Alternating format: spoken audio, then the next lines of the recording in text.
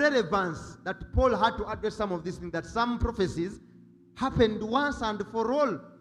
There were all these prophecies about Jesus being given birth to, being crucified, resurrecting. Yes.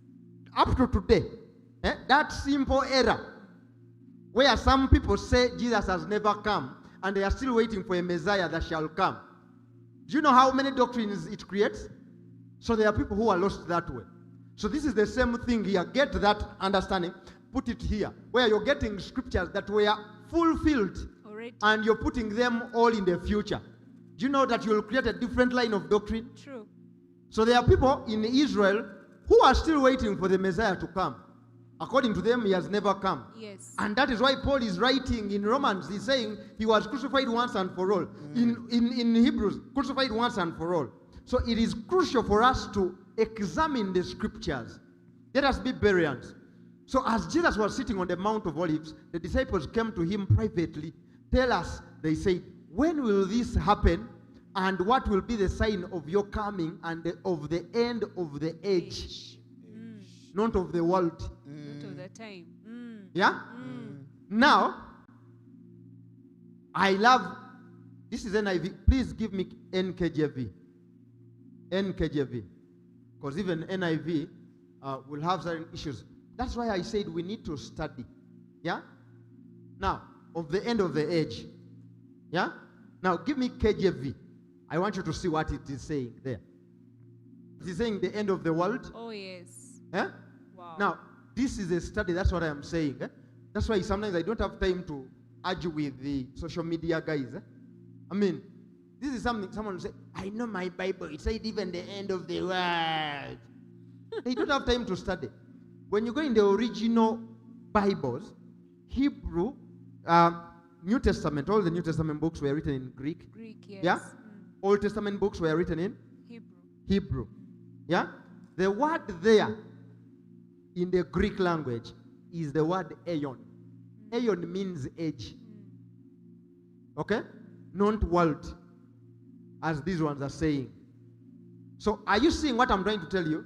That end time became so political that it started even to influence the translations of the Bible. Because people want to include some things there.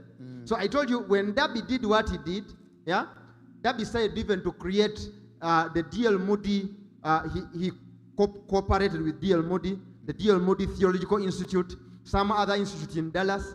He started to cooperate to form theology. Later on, for this thing, yeah, that is when now Scofield comes and he writes the first reference Bible, yeah, and in this reference Bible, you could have like headings.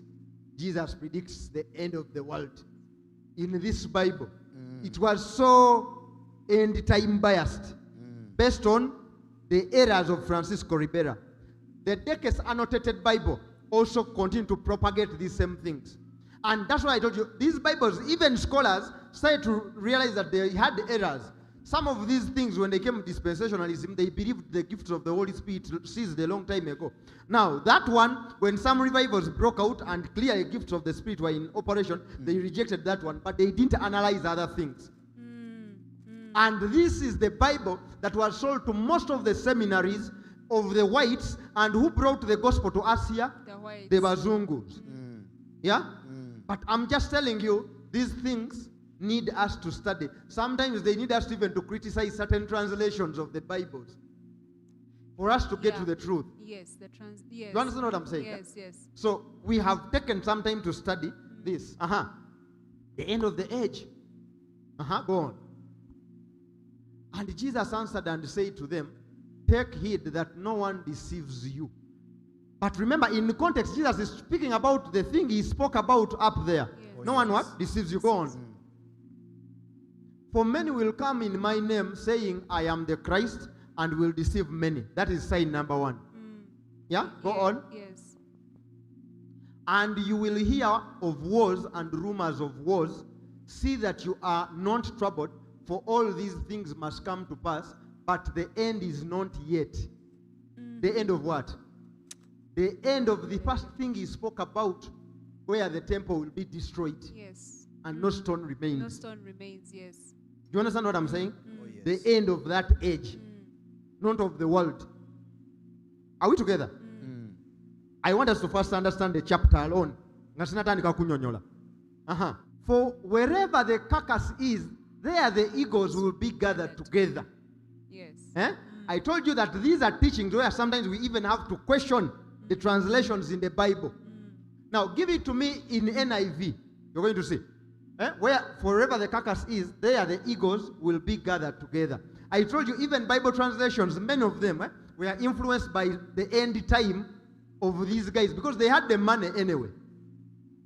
You understand? Listen how they are saying it. Where there is a carcass, there the vultures will gather. Why are these ones saying vultures?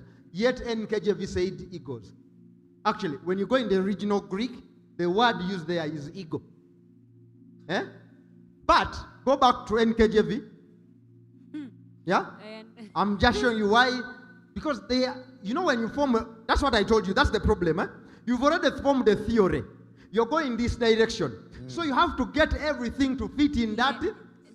Yes, yes. So they could see, ego doesn't make sense here. You know why ego doesn't make sense?